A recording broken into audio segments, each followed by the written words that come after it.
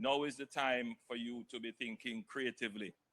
Now is the time for you to be entrepreneurial, as you are the entrepreneurial class. Now is the time to be thinking on big projects, not small, timid projects, but large-scale projects that will move the needle.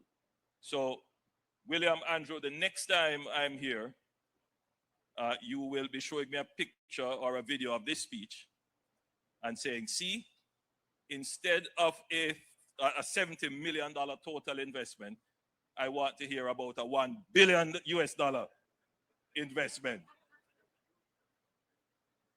that Wisynco is making to supply Trinidad and Guyana and the United States with products, right?